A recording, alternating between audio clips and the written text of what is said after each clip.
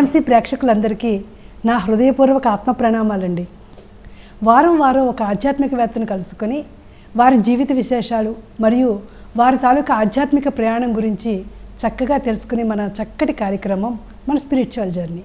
మరి ఈ వారం మన స్టూడియోకి ఒక విశిష్ట అతిథి వచ్చి ఉన్నారండి. ఆయన గురించి చెప్పాలంటే ఆయన తన జీవితాన్నే ఆధ్యాత్మికతకి అంకితం చేశారు అని చెప్పచ్చు. ఇంకా ఆయన ప్రస్తుతం హృషికేశ్లో నివసిస్తున్నారండి. అంతకుముందు ఆయన ముంబైలో ఉన్న సమయంలో మన పిఎస్ఎస్ఎం మూవ్మెంట్కి ఎన్నో సేవలు అందించారు. అంతేకాదు మాస్టర్స్, ఇప్పుడు కూడా ఆయన తెలంగాణ రాష్ట్రం అంతా కూడా ధ్యాన ప్రచారం చేయడానికని ఇక్కడికి వచ్చారనమాట. అయితే ఇక్కడ ఒక్కొక్క మాస్టర్ది ఒక్కొక్క పంథా ఉంటుందండి. ఇప్పుడు చెప్పుకోవాలంటే సేతు విజ్ఞానం అంటాము, రామ్తా విజ్ఞానం అంటాము, అలాగే ఓషో గారికి కొంతమంది ఫాలోవర్స్ ఉంటారు. అట్లా చూసుకుంటే ఈయన ఏంజల్స్ ఎనర్జీకి మన ఎనర్జీని కనెక్ట్ చేసి దాని ద్వారా ఆధ్యాత్మిక అభివృద్ధి ఏ విధంగా చేసుకోవచ్చో చక్కగా చెప్తారండి ఈయన. అందుకే ఈయన్ని ఏంజల్స్ సురేష్ అంటారు. మరి ఆయన ద్వారానే ఆ విజ్ఞానం అంతా మనం తెలుసుకుందాం. సరేనా? నమస్కారం ఏంజల్స్ సురేష్ గారు. నమస్తే మేడం, మీకు మా ఆత్మ ప్రణామాలు. మీ బాల్యం, విద్యాభ్యాసం, మీ తల్లిదండ్రులు, వాళ్ళ గురించి కొంచెం మా ప్రేక్షకులకు చెప్పండి. నా జర్నీ అంతా ఎలా స్టార్ట్ అయిందంటే, నేను వైజాగ్ సిటీ, ఓల్డ్ సిటీలో నేను పుట్టి పెరగడం జరిగింది. అక్కడే నా అభ్యాసం అంతా కంప్లీట్ అయింది. అయితే మా ఫాదర్ చిన్నప్పటి నుంచి లేరు. నేను సింగిల్ పేరెంట్. అంటే మాకు విశాఖపట్నంలో ఓల్డ్ సిటీలో ఓన్ హౌస్ ఉండే. ఆ ఓన్ హౌస్లో వచ్చిన రెంట్స్, తర్వాత మదర్ ట్యూషన్స్ చెప్పేవారు. మేము కూడా 4 బ్రదర్సమే, నేను లాస్ట్ 1. అయితే మా మదర్తో పాటు మేము కూడా ట్యూషన్స్ చెప్పడం జరిగేది. ట్యూషన్స్ అంటే ఆల్మోస్ట్ నేను 8th క్లాస్ ఉన్నప్పుడు చిన్నపిల్లలకి 6th క్లాస్ వరకు, 7th వరకు చెప్పడం జరిగేది. 10th క్లాస్లో ఉన్నప్పుడు 9th క్లాస్ వరకు, ఈవెన్ 10th క్లాస్ పిల్లలు కూడా అప్పుడు. ఎందుకంటే కొద్దిగా అకాడమిక్లో చిన్నప్పటి నుంచి ఈ ఎడ్యుకేషన్ ఎన్విరాన్మెంట్ మా దగ్గరే ఒక 60-70 మంది పిల్లలు రావడం వల్ల మా 4 అన్నదమ్ములు కూడా ట్యూషన్స్ చెప్తుండేవాళ్ళం మా మదర్తో పాటు. అంత అన్నదమ్ములు, అక్క చెల్లెళ్ళు లేరు? ఎవరు లేరండి. ఓకే. అయితే అందువల్లనే మమ్మల్ని ఆ ఏరియాలో ఈ ఒక విధంగా అందరూ టీచర్ గారి పిల్లలని ఆ విధంగా పిలుస్తుండేవారు. అది ఎంతవరకు చదువుకున్నారు సార్? నేను ఇంజనీరింగ్ వరకు వెళ్ళానండి. అది దాని తర్వాత యాజ్ ఎ ప్రాజెక్ట్ ఇంజనీర్ కింద అబ్రాడ్లో 96లో నేను మొదట కువైత్ వెళ్ళాను. తర్వాత దుబాయ్, తుర్కీ, తర్వాత ఖతారు, సౌదీ అరేబియా. అంటే నేను అక్కడ లక్కీ ఏంటంటే నేను ఆయిల్ అండ్ గ్యాస్ ఇండస్ట్రీస్లో చేశాను. ఆయిల్ అండ్ గ్యాస్ ఇండస్ట్రీలో అబ్రాడ్లో అది హైలీ పెయిడ్ ఉంటుంది. దాంతోపాటు ఎక్స్పోజర్ బాగుంటుంది అన్నమాట. అంటే పెద్ద పెద్ద ఫారిన్ కంపెనీస్ తోటి కొలాబరేషన్, టెక్నాలజీ తోటి వర్క్ చేయడం వలన, అంటే వాళ్ళతోటే కలిసి ఉండడము వాళ్ళు ఇచ్చిన కాబట్టి నాకు ఆ విధంగా ఎక్కువ ఫారినర్స్ తోటి ఇంటరాక్ట్ అయ్యి వాళ్ళు ఎలాగుంటుంది, వారి తీరుతెన్నులు ఎలాగుంటాయి, సైకాలజీ ఎలాగుంటుంది. ఎందుకంటే చాలా ఈ oil companies they run by European companies వాళ్ళు ఉంటే ఆ మేనేజ్మెంట్లో నేను ఎక్కువ వర్క్ చేయడం జరిగింది. నేను అంటే ఇది ఎప్పుడైతే ఒక 10 years క్రితం నేను అన్నీ వదిలేసానో ఆ టైంకి నేను HOD కింద ఉన్నా, హెడ్ ఆఫ్ ది డిపార్ట్మెంట్, అంటే ఎలక్ట్రికల్ ఇన్స్ట్రుమెంటేషన్. సార్, ఆధ్యాత్మికత మీకు చిన్నప్పటి నుంచి ఉన్నదా? నాకు గుర్తున్నంత వరకు మాకు చిన్నప్పటి నుంచి ఆర్కే బీచ్ మాకు చాలా దగ్గర అవుతుంది, ఓల్డ్ సిటీ అవ్వడం వలన. చిన్నప్పటి నుంచి అంటే మేము బాగా చిన్నప్పుడు ఉన్నప్పుడు ఇంట్లో ఫ్యామిలీ మెంబర్స్తో వాళ్ళతో బీచ్కి వెళ్ళడం బాగా అనుభవం ఉంది, నాకు గుర్తున్నాయి. ఇంకా అవన్నీ కూడా 6th 7th నాకు తెలిసిన మటుకు నేను కొద్దిగా ఎక్కువగా స్వామి వివేకానందకి బాగా కనెక్ట్ అయ్యాను. అంటే అప్పటికి నేను బీచ్కి వెళ్తున్నప్పుడు అప్పుడేమీ విశాఖపట్నంలో ఆర్కే బీచ్ అని ఒకటే ఉండేది, రామకృష్ణ బీచ్ అని. అది అక్కడ రామకృష్ణ మఠం ఉంది, లైబ్రరీ చాలా పెద్దది ఉండేది. నాదేంటంటే నేను ఎప్పుడూ మరి నాకు ఆలోచనలు ఎక్కువ. అసలు దేవుడు అనేవాడు ఉన్నాడా, ఉంటే ఆ దేవుడిని ఎవరు సృష్టించారు, అలాగే ఎవరు ఉంటే వాళ్ళని ఎవరు సృష్టించుంటారు అనేది ఎక్కువ ఆలోచిస్తుండేవాడిని. ఆ ప్రశ్నలకి సమాధానం కొరకు నేను ఎప్పుడు బీచ్కి ఎక్కువ వెళ్తుండేవాడిని. బీచ్ దగ్గర ఎక్కువ టైం స్పెండ్ చేయడం అంటే ఇష్టం, అంతే. కూర్చుండేవాడిని అంతే. నాకేమీ ఎవరితో మాట్లాడేవాడిని కదా, ఏదో ఒక రాయి మీదకి వెళ్ళడం, అలాగ నీటిలో చూస్తూ కూర్చుండేవాడిని. అప్పుడప్పుడు ఆ ముందుకి నడుచుకుంటూ 1 kilometer అలాగ వెళ్ళిపోతూ ఉండేవాడిని. సో నేను ఆ తర్వాత ఈ లైబ్రరీలో అయితే విపరీతంగా ఇంకా వెళ్ళినప్పుడైతేనేమి తర్వాత ఎక్కువ బుక్స్ చదివేవాడిని. నాకు స్వామి వివేకానంద అన్నది ఒక ఐడల్ మాట చిన్నప్పుడు. చాలా ఇన్స్పైర్డ్, ఆయన బుక్స్ చూడడము, ఆయన చెప్పే విధానం టూ అట్రాక్టెడ్. లైక్ అంటే అతన్ని ఆయనలాగే అయిపోవాలి, మారిపోవాలి, అతనిలాగే మనం మారాలి లైఫ్లో ఆయనలాగా. ఎందుకంటే ఎడ్యుకేషన్ మా ఇంట్లో ఎక్కువ ఉండేది కాబట్టి ట్యూషన్స్ పిల్లలకి జనరల్గా ఉంటుంది ఏంటంటే ఎవరైతే ఎక్కువ మెమొరీ ఉన్న వాళ్ళకే పిల్లలు ముందు ఉంటారు అన్నింటిలో. ఇది ఎక్కువ నాకు ఇన్స్పైర్ అనిపించేది ఆ టైంలో. స్వామి వివేకానంద మొత్తము ఒక భాగవతము 18 చాప్టర్స్ కూడా ఆయన సునాయాసంగా టకటకమని అన్నీ కూడా చదివేసేవారు, ఒక గంటలో రెఫర్ చేసేసేవారు. అంటే ఇలాగ ఫోటో ఫ్లాష్ తీసుకున్నట్టుగా ప్రతి పేజీ. తర్వాత వాటిని ఎక్కడ అడిగినా, ఏ శ్లోకం అడిగినా మొత్తం తాత్పర్యంతో సహా వివరంగా చెప్పగలిగేవారు అని చెప్పి వినడం జరిగేది. ఇలాగా నాకు అదొక నిజమా, అలా చేయగలిగితే మనకి భలే ఉంటుంది, మొత్తం స్టేట్ ర్యాంకులు కూడా కొట్టియచ్చు అని ఒక ఇన్స్పిరేషన్ ఉంటుంది. తర్వాత అదొక నాకు ఫ్యాసినేటెడ్గా ఉండేది. తర్వాత ఏంటంటే బాగా గుర్తు ఏంటంటే అతను గంటలు రోజులు కూడా ధ్యానంలో కూర్చుండేవారు అనేది. అది కూడా నా వన్ మోర్ ఇంప్రెషన్. దాంతో ఏంటంటే ఆయన ఎక్కువ కృష్ణుడి గురించి, భాగవతం గురించి చెప్పడం వలన నాకు కృష్ణుడి మీద కూడా ఎక్కువ అటెన్షన్ ఉంది నాకు చిన్నప్పటి నుంచి. అయితే మరి ఆ విధంగా వివేకానందుడి తాలూకా దీన్ని ఫాలో అవ్వడం స్టార్ట్ చేశారు సార్? ఉండేది. అప్పుడు నేను కూడా అక్కడ వివేకానందలో ఎవరైతే నున్నగా గుండెలు గీయించుకొని చక్కగా ఆ డ్రెస్లో చూసినప్పుడు వాళ్ళ కార్యక్రమాలకి అటెండ్ అయ్యేవాడిని. చాలా కార్యక్రమాలకి అలాగే అటెండ్ అవుతాడు. సండేస్లోని అట్లా వాళ్ళకి అయ్యేవి కార్యక్రమం. ముఖ్యంగా యూత్వి చాలా చేసేవారు, స్కూల్ పిల్లలతోటి వాటితోటి. వాళ్ళు అలాంటివి సత్సంగాల్లో నేను అటెండ్ అయ్యేవాడిని. బట్ నేను ఎక్కువ లిటరేచర్ మీద ఎక్కువ చదివేనేమో ఆ టైంలో విపరీతంగా ఆయన లిటరేచరు. తర్వాత ఇంకోవైపు ఏంటంటే నాలో 2 ఎక్స్ట్రీమ్స్ ఉంటాయి. ఏంటంటే ఒకవైపు ఈ ట్రెడిషను, తర్వాత మోడర్న్ సైన్సు అనే దాని మీద కూడా నాకు ఎందుకో ఫిక్షన్ పిక్చర్స్ చూసేవాడిని. విశాఖపట్నంలో అప్పుడులో చిన్నప్పుడు ఇంగ్లీష్ పిక్చర్స్ ఎక్కువ, Jagadamba, Leela Mahal, English movies, fiction movies నాకు ఇష్టము. అంటే ఆ సైన్స్ టెక్నాలజీ మీద ఇది ఉండడం వల్ల ఆ టైప్ కూడా టెక్నాలజీ బేస్డ్. అప్పుడు మా ఇంటికి ఒక మ్యాగజైన్ వచ్చేది, సోవియట్ యూనియన్ అని చెప్పి. అవునండి. అప్పుడు సోవియట్లో జరుగుతున్న విస్తృతమైన ఈ దానికి టెక్నాలజీ రిలేటెడ్ కానీ అందులో అన్నీ కవర్ అయ్యేవి. చాలా బాగుండేది ఆ మ్యాగజైన్, అసలు పేజెస్ కూడా చాలా బాగుండేవి. అది చాలా అట్రాక్టివ్గా ఉండేది. ఆయిల్ ప్రింట్ అప్పుడే అది ఎక్కడ అలాంటి ఆయిల్ ప్రింట్ ఎక్కడ కనిపించేది కాదు. అది చాలా అద్భుతంగా, అందులో ఏంటంటే అట్రాక్టివ్గా ఉండే ఫొటోస్. దాంట్లో ఏంటంటే అప్పుడులోనే స్పేస్ టెక్నాలజీ, ఇవన్నీ న్యూక్లియర్ టెక్నాలజీకి సంబంధించిన చాలా విశేషాలు. అది ఇంగ్లీష్లో వచ్చేది, బట్ అప్పుడు చిన్నప్పుడు బాగానే ఉండేది ఇంగ్లీష్ నాది. సో అవి చదవగలను. అది అంటే వాటిని ఎక్కువగా నేను, అది కూడా టెక్నాలజీ కూడా వచ్చేది సార్ పుస్తకం. తర్వాత విశాలాంధ్ర వాళ్ళు అనుకుంటాను, వాళ్ళు రిలీజ్ చేసే వాళ్ళు ఏమో డైరెక్ట్గా పైనుంచి సోవియట్ యూనియన్ నుంచి అది వచ్చేది. అది ఓ మ్యాగజైన్. అంటే మా వన్ ఆఫ్ ది అంకుల్ ఆయన ఆంధ్ర యూనివర్సిటీ రిజిస్ట్రార్ కింద ఉన్నారన్నమాట ఆయన. అయితే ఆయన మొదట్లో ఆయన తెప్పించేవారు. అదే యూడీసీ క్లర్క్గా ఉండేవారు అనుకుంటాను అప్పుడు, నా చిన్నప్పుడు ఆయన. అప్పుడు ఆయన ఈ బుక్స్ వచ్చేవి ఇంటికి. దాంతో అది నేను చూసేవాడిని, అది రెఫర్ చేసేవాడిని ఎక్కువ.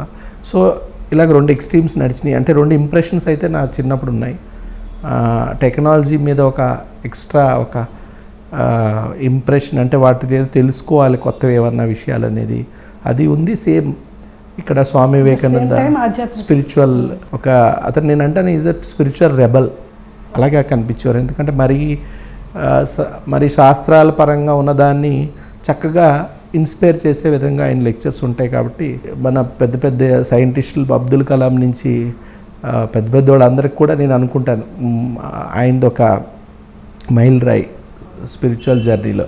సార్ తర్వాత మీకు వీళ్ళతో ఎవరు మన ఇస్కాన్తో అనుబంధం ఉంది, అట్లాగే మన థియోసాఫికల్ సొసైటీతో కూడా మీకు అనుబంధం ఉంది కదా సార్, దాని గురించి కొంచెం చెప్పండి. అయితే నేను ఎప్పుడైతే నేను విశ్లేషణాత్మకంగా స్పిరిచువాలిటీని తెలుసుకుంటున్నాను, తర్వాత కొంతమంది స్వామి వివేకానందతో ఎప్పుడైతే రకరకాల బుక్కులు చదవడం జరిగిందో, అది ఎప్పుడు జరిగిందో ఎలాగో నాకు గుర్తులేదు.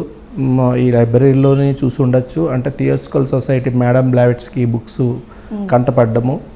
ఆ తర్వాత వాటి గురించి నాకు ఏదన్నా ఒకటి దొరికితే అందులోనే ఏదో ఒక అంతు చూసిన వరకు వదలను, వాటి గురించి ఇంకా సెర్చ్ చేస్తుంటాను. అది చేస్తూ తర్వాత తెలిసింది ఏంటంటే, నేను ఆల్మోస్ట్ నా టీనేజ్లో ఈ థియోసాఫికల్ సొసైటీని ఫాలో అవ్వడం అనేది జరిగింది. అది ఇక్కడ మహారాణిపేటలోని మనకి అక్కడే ఓల్డ్ సిటీలోని బీచ్ దగ్గరలో కోస్టల్ బ్యాటరీ వెనకాల వస్తుంది.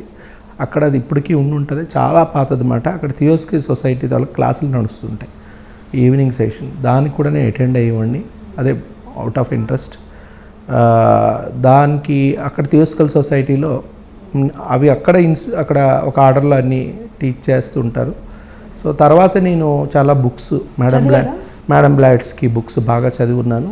అంటే దాన్ని ఇంకా ఎక్కువ ఎక్స్ప్లోర్ చేయడానికి నాకు తర్వాత వరల్డ్ టీచర్ ట్రస్ట్ కూడా నాకు హెల్ప్ అయ్యింది. ఎందుకంటే ఎక్రాల కృష్ణమాచార్య, మాస్టర్ సివివి, ఈకే వాళ్ళవి. అది నేను దానికి ఆల్మోస్ట్ 90sలో నేను చాలా యాక్టివ్గా వరల్డ్ టీచర్ ట్రస్ట్ తోటి వాళ్ళు ప్రతి దానికి అటెండ్ అవ్వడమే కాకుండా వాళ్ళు స్పెషల్ ట్రైనింగ్స్ ఇచ్చేవారు. అంటే అక్కడైనా వరల్డ్ టీచర్ ట్రస్ట్ అనగానే ఎక్రాల కృష్ణమాచార్య ఏం చేశారంటే మేడం బ్లావెట్స్కి హిందూ ధర్మం గురించి ఆమె ఏదైతే విస్తృతంగా ఈ కాస్మాలజీ ఇలాగా సోలార్ లోగోస్ గురించి ఏవైతే ఆవిడ వివరించడం జరిగిందో, ముఖ్యంగా పరమ గురువులు, అసలు అందరికీ తెలుసు ప్రపంచంలో న్యూ ఏజ్ మూమెంట్ అనేది దానికి ఆమె ఆద్యురాలు. న్యూ ఏజ్ మూమెంట్ ప్రపంచవ్యాప్తంగా ఇదొక అంటే మనం ట్రెడిషనల్గా మోనోటైప్లో ఉండే దాని నుంచి లేదు, చాలా కోణాలు ఉన్నాయి. అంటే ఒక ఇంద్రధనస్సు అంటే ఈ స్పిరిచువాలిటీ అన్నది బ్లాక్ అండ్ వైట్ కాదు, లైఫ్ అనేది ఒక ఇంద్రధనస్సు లాగా ఎన్నో ఆమె అందులో రంగులు అంటే స్పిరిచువాలిటీలో ఉన్న కోణాలన్నీ కూడా ఆమె వెతికి తీసి ఆమె బయటకి ఇవ్వడం, అదే న్యూ ఏజ్ మూమెంట్ కింద మొదలైంది.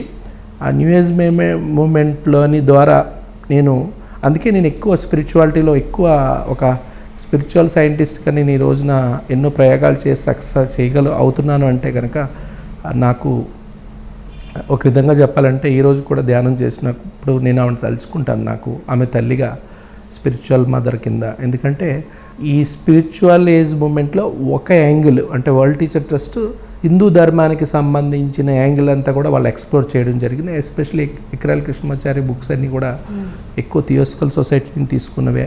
వాళ్ళు థియోసాఫికల్ అదే మేడం బ్లావెట్స్కిను ఎక్కువ కన్సిడర్ చేస్తారు ఆమె బుక్స్. వాటి మీద ఎక్కువ ఇంకా విపులంగా సరళంగా తెలియజేయడమే కాకుండా వాళ్ళ కొన్నిటి మీద ట్రైనింగ్ ఇచ్చేవారు.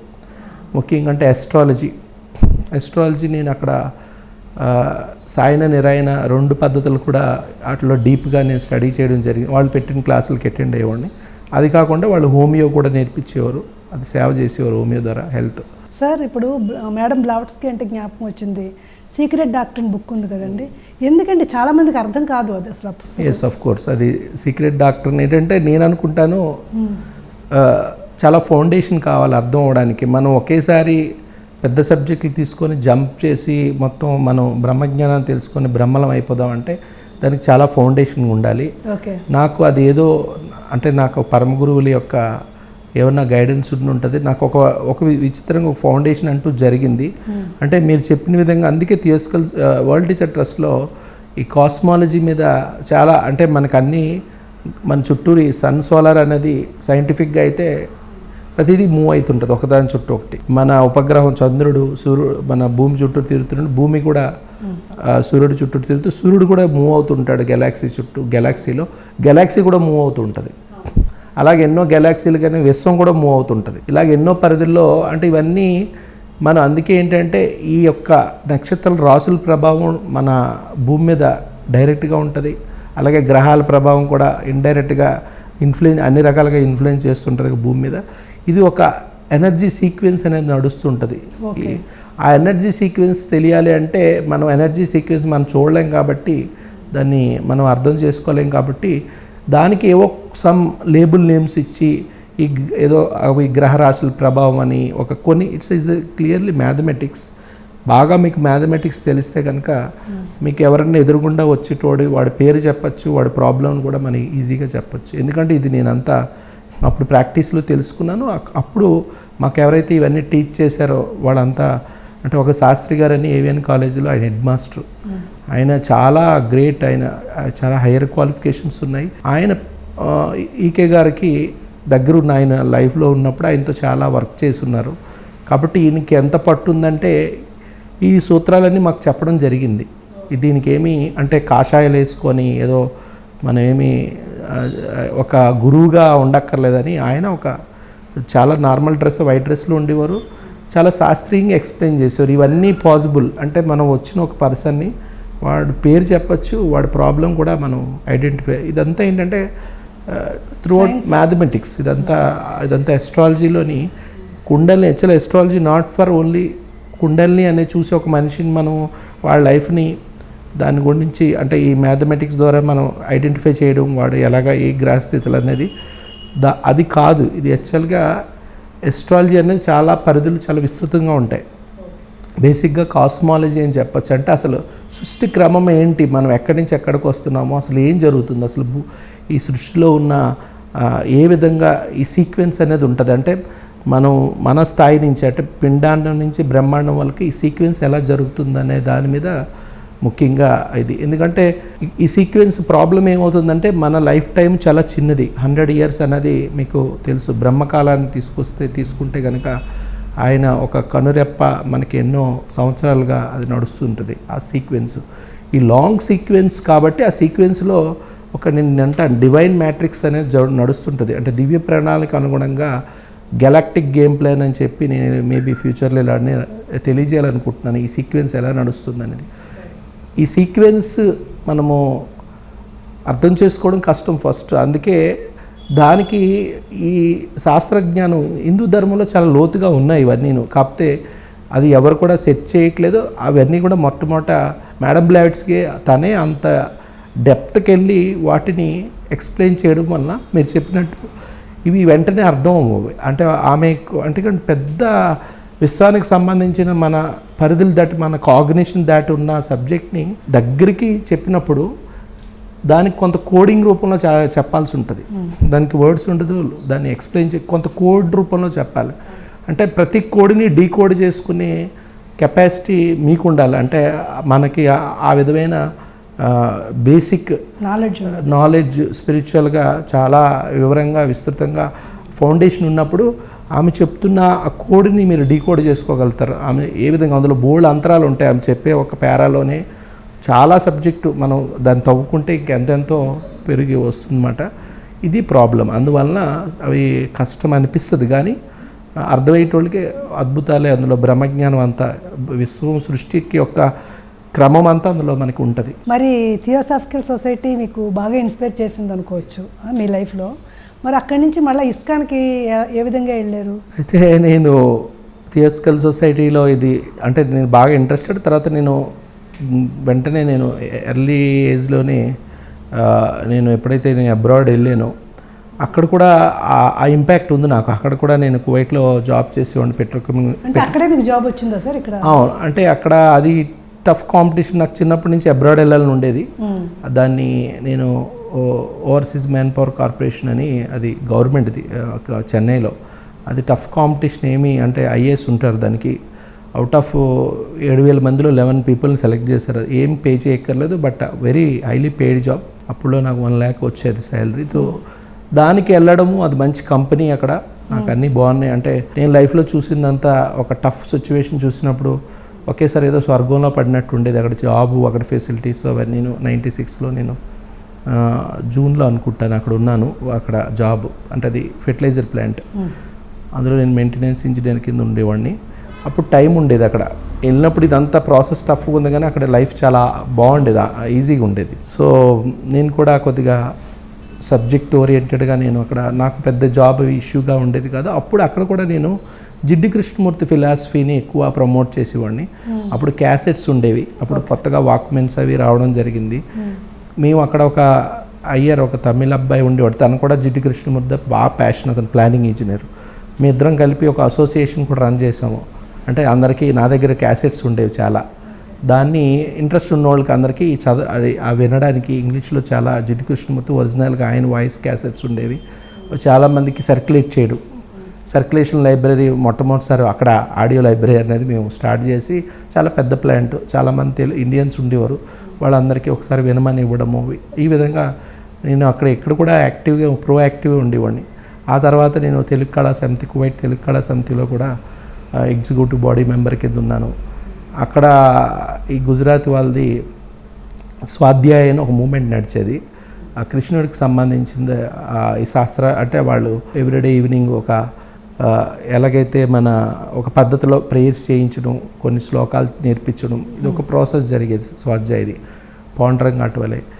నాకెందుకు అది నేను ఉంటున్న ఫ్లాట్ ఎదురుగుండా గ్రూప్ ఉండేది, వాళ్ళు చాలా ఇన్స్పైర్డ్ ఉండేది. వాళ్ళు ఎక్కువగా వాళ్ళు కృష్ణాష్టమి అవన్నీ సెలబ్రేట్ చేసేవారు. అక్కడ ఒక అరబ్ కంట్రీలో హిందూ కల్చరు అంతా వాళ్ళు చాలా అద్భుతంగా సెలబ్రేట్ చేసేవారు. కాబట్టి ఇండియన్ కమ్యూనిటీ నాకు అలాగా వాళ్ళ ఫ్లాట్లో కూడా సెలబ్రేషన్స్ అయ్యేవి, వాళ్ళు పిలిచేవారు. సో ఆ విధంగా వాళ్ళతో కనెక్ట్ అవ్వడం అనేది కూడా ఒక విధంగా నన్ను ఈ మళ్ళీ కృష్ణుడు, ఎందుకంటే నాకు చిన్నప్పుడు ఆల్రెడీ కృష్ణుడి గురించి అది ఇన్బిల్ట్ ఉంది. నేను విశాఖపట్నంలో చైతన్య మఠం ఉంది మన జిల్లా పరిషత్ దగ్గర, పాతది, చాలా పాతది. అక్కడ చిన్నప్పుడు అప్పుడప్పుడు ఆ దారిలో ఆ టెంపుల్కి వెళ్తూ ఉండేవాడిని, ఆ ఇంప్రెషన్స్ ఉంటాయి కదా. దాంతో ఇక్కడ మళ్ళీ మన ఇండియన్ ఎన్విరాన్మెంట్ లేకపోవడం, నేను ఎలాగా హిందూ ధర్మం అనేది నాకు శాస్త్రీయంగా రకరకాల స్టడీస్ చేశాను, అప్పుడు ఇవన్నీ టచ్ ఉండడం వల్ల అయితేనేమి ఏదో ఎడారిలో ఓఎస్ఎస్ లాగా అనిపించేది వాళ్ళ యాక్టివిటీస్ అవన్నీ. వాళ్ళతో కనెక్ట్ అవ్వడం వల్ల మళ్ళీ వాళ్ళతో సర్వీస్, నేను వాళ్ళతో కూడా వీకెండ్స్లో ఎవ్రీడే నాకు అక్కడ కారు ఉండేది అప్పుడు, డ్రైవింగ్ లైసెన్స్ అక్కడ ఇంటర్నేషనల్ డ్రైవింగ్, నేను వాళ్ళతోటి నేను వెళ్ళి వాళ్ళు నా వెహికల్లో తీసుకెళ్ళడం జరిగేది. అందుకే ఆ విధంగా నేను సర్వీస్ ఇచ్చేవాడిని. నేను కూడా అక్కడ వాళ్ళతో మళ్ళీ యాక్టివ్ అయిపోయాను బాగా ఎక్కువ. మళ్ళీ స్పిరిచువల్ యాక్టివిటీస్ అక్కడుండి, స్పిరిచువల్ యాక్టివిటీస్ నేను ఎక్కడికి వెళ్ళినా సరే నాకు ప్లానెట్ మీద ఎర్త్ వేరే ప్లానెట్ వెళ్ళినా నేను కంఫర్టే ఫీల్ అవుతాను. నేను నాకేం అలాగే ఒంటరి అనేది ఫీలింగ్ నాకు జీవితం ఎప్పుడు లేదు. ఎందుకంటే I always sets for something. అది ఎక్కువ ఆ దాహంతో ఉంటాం కాబట్టి ఆ బిజీలో ఉంటాం. ప్రతి చోటకి వెళ్తే ఒక కొత్త దానాన్ని వెతుక్కుంటూ ఉంటాం. ముఖ్యంగా ఆధ్యాత్మిక పరిధిలో ఏదున్నా సరే దానికి కనెక్ట్ అయిపోతుంటాం. ఆ విధంగా అక్కడ కృష్ణుడిది అనే ఒక ఏదో విధంగా దీనికి బాగా కనెక్ట్ అయ్యి ఉన్నాం. నేను ఆల్మోస్ట్ వాళ్ళు కొన్ని కారణాల వల్ల అయితేనేమి నేను ఇంకా జాబ్స్ చేయదలుచుకోలేదు. ఎందువల్ల అండి? జాబ్స్ అంటే నేను ఒక రొటీన్ ప్యాటర్న్ చూసాను జాబ్లో. ఫస్ట్ నా మెయింటెనెన్స్లో చాలా అద్భుతంగా ఉండేది, పని కూడా ఉండేది కాదు నాకు అక్కడ. 2 days వీకెండ్స్ ఉండేవి, హాలిడేస్, దాంతో ఇవన్నీ కల్పించుకున్నాం. ఆ తర్వాత ఏమైందంటే నాకు రొటీన్ అనిపించేది. నేను ఎప్పుడు నాకు లైఫ్లో మార్చేస్తుంటా, రొటీన్ నాకు అస్సలు పడదు. ఛాలెంజెస్ తీసుకోవడం అది బై డిఫాల్ట్ నాకు ఆ నేచర్ అయింది. తర్వాత నేను వదిలేసి కువైట్లో నాకు పర్మనెంట్ చేస్తా అంటే కూడా గ్రూప్ ఉండేది. I'm first person job. నాకు పర్మనెంట్ అయితే శాలరీ ఆల్మోస్ట్ డబుల్ అవుతుంది, మెడికల్ ఫెసిలిటీ, ఫ్యామిలీకి సంబంధించి అన్నీ దొరుకుతాయి. అయినప్పుడు కూడా రిజైన్ చేసి మరి నేను మళ్ళీ ఇండియా వచ్చేసి తర్వాత మళ్ళీ ప్రాజెక్టులో వెళ్ళాలి. నేను అప్పటికి అక్కడే ప్లాన్ ఉంది. అంటే నేను వేరే ట్రయల్స్ మీద వచ్చాను, సాఫ్ట్వేర్ ఏదన్నా మనకి ఏదైనా చేయడానికి వీలు ఉంటుంది, యూఎస్ వెళ్ళడానికి అని అనుకున్నాం. కానీ ఇండియా వచ్చిన తర్వాత అక్కడ అప్పుడు యూఎస్ డౌన్ ట్రెండ్లో ఉంది 2000 సడన్గా. అవన్నీ ఆ పక్కన పెట్టి అప్పుడు మళ్ళీ నేను ఏం చేశానంటే ఒక సాఫ్ట్వేర్ కంపెనీ పెట్టాను. ఎస్, విశాఖపట్నంలో డాబా గార్డెన్స్లో. అది జిఎస్ సంబంధించింది, జియోగ్రఫికల్ ఇన్ఫర్మేషన్ సిస్టమ్. అంటే శాటిలైట్ మ్యాపింగ్ సంబంధించింది, డిజిటైజేషన్, ఇమేజ్ ప్రాసెసింగ్, ఇదంతా. అప్పుడు గవర్నమెంట్ ప్రాజెక్టులు కూడా వచ్చినాయి. అప్పుడు చంద్రబాబు నాయుడు మొదటిసారి ఈ గవర్నెన్స్ ఏదైతే చేశారో దానికి ఈ మ్యాప్స్ కావాలి, డిజిటైజేషన్. ఆర్డాస్, ఆర్కిన్ఫో అని కొన్ని సాఫ్ట్వేర్స్ ఉంటాయి, అమెరికన్ సాఫ్ట్వేర్స్. వాటిని ఉపయోగించి ఇది చాలా, అంటే ఇది ఒకవేళ సక్సెస్ అయితే మొత్తం వరల్డ్ అంతా తిరిగేటోళ్ళు. ఎందుకంటే ఫారిన్ వర్క్స్ ఎక్కువ వస్తాయి ఇందులో. వీటికి సంబంధించిన టెక్నాలజీ నేను వీటికి సంబంధించింది కువైట్లో ఉన్నప్పుడు కువైట్ యూనివర్సిటీలో ఈ సెమినార్లు అట్లా అటెండ్ అయ్యి ఉన్నాను.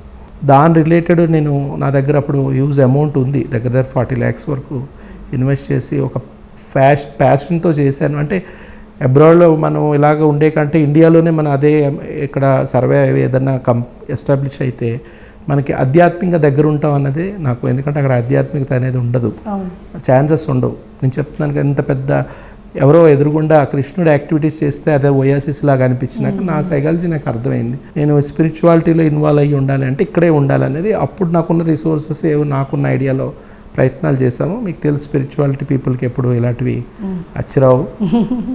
మొత్తం 3 yearsలో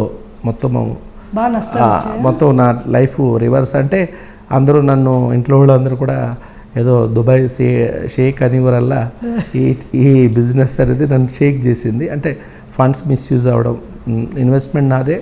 కొంతమంది కొత్త సబ్జెక్ట్ కాబట్టి దాని రిలేటెడ్ ప్రొఫెసర్లని, ఎవరు ఇంటలెక్టుల్ని నన్ను అడ్వైజర్గా పెట్టుకోవడం, వాళ్ళు మనీ మిస్యూజ్ చేయడం. గవర్నమెంట్ జాబ్స్ మాకు వచ్చినాయి, వర్క్ ఆర్డర్స్. విజయవాడ మున్సిపాలిటీ వచ్చింది, తర్వాత గుంటూరు మున్సిపాలిటీ కొన్ని మాచర్ల ఇవన్నీ మాకు వర్క్ ఆర్డర్స్ వచ్చినాయి. అయినప్పుడు కూడా ఫండ్స్ మేనేజ్మెంట్ కుదరక దానికి మళ్ళీ యూజ్ ఫండ్స్ పంప్ చేయాల్సి ఉండే మేము డిలే అయిపోవడం వల్ల అది డిజాస్టర్ అయ్యింది. ఆ టైంలో నాకేం అనిపించలేదు, ఎందుకంటే దాంట్లో చాలా రాత్రి పగలు కష్టపడ్డాను. నేను ఏది చేసినా డూ ఆర్ డై. అది సక్సెస్ అవ్వాలి లేకపోతే ఆ ప్రాసెస్లో చనిపోవాలి తప్పితే ఫెయిల్యూర్ అనేది నాకు అసలు నచ్చదు. అందువల్ల రాత్రి పగలు పనిచేయడము, తిరగడము, ఎగ్జాస్ట్, నిద్ర లేకపోవడము ఇలాగా ఉండడం వల్ల అదంతా ఇవన్నీ అయిపోతుంది. ఒక ప్రశాంతత ఉంది, అమ్మయ్య ఇక నాకు పని అయిపోయింది. అయితే ఈ ప్రాసెస్లో నేను మళ్ళీ ఈ గౌడీ మఠానికి అటాచ్ అవ్వడం అనేది జరిగింది. రోజుకి ఈవినింగ్ మార్నింగ్ ఈ ఆరతికి వెళ్ళడము, అదే మన అప్పటికే కృష్ణుడు తాలూకా ఛార్జ్లో ఉన్నాను కాబట్టి కువైట్ నుంచి వచ్చిన అక్కడికి వెళ్తుండేవాడిని గౌడీ మఠానికి. ఎప్పుడైతే ఈ డౌన్ఫాల్ అయిపోయిందో అక్కడ ఎక్కువ టైం స్పెండ్ చేసేవాడిని. అక్కడ సన్యాసులతో టైం స్పెండ్ చేయడం, వాళ్ళు సన్యాసుల లవ్ నేను ఎప్పుడు ఎందుకో కనెక్ట్ అవుతాను బాగా. సో మేబీ నేను సింగిల్ పేరెంట్ అవ్వడం వల్ల వాట్ ఎవర్ ఇట్ మేబీ సన్యాసుల దగ్గర అంటే వాళ్ళకి ఎవరు ఉండరు కాబట్టి ఒకసారి వాళ్ళకి ఎవరైనా సరెండర్ అయితే మటుకు they try to give everything. వాళ్ళ దగ్గర ఏమున్నా అన్నీ ఇచ్చేయడానికి వాళ్ళ దగ్గర ఉన్న తపశక్తులు ఏమైనా ఉంటే పుణ్యాలు ఉంటే కూడా దారిపోయడానికి సిద్ధంగా ఉంటారు. సన్యాసుల దగ్గర నేను అది ఎప్పుడు గమనించాను. అంటే గౌడీ మఠంలో ముఖ్యంగా వాళ్ళు నన్ను చాలా లవ్ చేసేవారు. అప్పుడు నా వర్స్ట్ పరిస్థితిలో కూడా వాళ్ళు ఏం అడిగేవారు కాదు. సురేష్ వచ్చేవా, తిన్నావా, మాతో ఉండు, ఇక్కడే ఉండు, అదొక అక్కడ దగ్గరికి వెళ్తే అంత ఆనందమే. వాళ్ళు ఏం ఉండదు, ఏం పట్టించుకోరు. ఆ సన్యాసుల దగ్గర నాకు కూడా అనిపించేది వాళ్ళతో పాటు మనం ఈ తలనొప్పులు వద్దు, వాళ్ళతో పాటు కలిసి హ్యాపీగా అలాగా మఠంలో ఉంటే చాలా బాగుంటుందని. ఈ టైంలో చాలా మనం ప్రపంచాన్ని బాగా అర్థం, అంటే భౌతికంగా పబ్లిక్లో మనుషులు ఎలాగ ఉంటారు అంటే వాళ్ళు మనకెప్పుడు ఇలాగా మెయిన్ స్ట్రీమ్లో లేము. మనం ఎప్పుడు ఒక ఇంట్లో బాధ్యతలతో గడిచిపోయిన తర్వాత జాబ్ వెళ్ళిపోవడం తర్వాత ప్రపంచంతో కనెక్షన్స్ లేవు, ఎవరితో ఎలాగ ఉంటాయనేది తెలియదు మనకి. అవన్నీ బిజినెస్ టైంలో బయట వాళ్ళని మనం బాగా అర్థం చేసుకున్నాం, అన్ని రంగులు చూసాము. తర్వాత ఇంట్లో వాళ్ళని కూడా బాగా అర్థం చేసుకోగలిగాం. ఇంట్లో వాళ్ళు కూడా కంప్లీట్లీ వాళ్ళు కూడా రివర్స్. సక్సెస్ ఉన్నప్పుడు ఎట్లా చూస్తారు, సక్సెస్ లేనప్పుడు ఎట్లా చూస్తారు? అది నిజంగా లైఫ్ ట్రాన్స్ఫర్మేషన్ లెసన్స్. మనం అప్పుడు రియలైజ్ అయ్యాం, మనం ఎవరు మనకు కాదు, మన దారి మందే అనేది ఒక స్ట్రాంగ్ రియలైజేషను. అప్పుడు నేను అనుకున్నాను, నాకు అప్పుడులోనే నాకు అనిపించేది ఏంటంటే అంటే నీ కర్మల మీద వీటి మీద పూర్తి అవగాహన ఉంది కాబట్టి ఇవన్నీ స్టడీ చేసి ఉన్నాం కాబట్టి నాకు అనిపించింది ఏంటంటే ఓకే, మనకి పోయింది ఒక 40 లక్షలు పోయినా మరొక 4 జన్మలో మనకు కట్ అయినట్టే.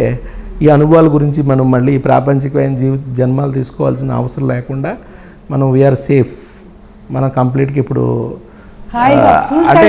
అంటే లైఫ్ సేవ్ చేసుకున్నాం, రియలైజేషన్ వచ్చింది అని నాకు అదొక విధంగా ఒక సింపుల్గా ఉన్నాను. అంతపోయి దీని గురించి ఎక్కువ ఎఫెక్ట్ అయ్యింది మా ఇంట్లో వాళ్ళు. ఏంటంటే వాళ్ళు పిచ్చోడా ఏంటి ఇప్పుడు అన్నీ మేము చెప్పినా వినకుండా రియల్ ఎస్టేట్లో పెట్టమంటే లేనిపోయిన ఎక్స్పెరిమెంట్ చేసి మంచి పని అయింది వీడికి, ఇప్పుడేమో సన్యాసుల్లో కలిసిపోయాడు వెళ్ళి అని వాళ్ళు. అంటే ఇదంతా వెరీ పెయిన్ఫుల్.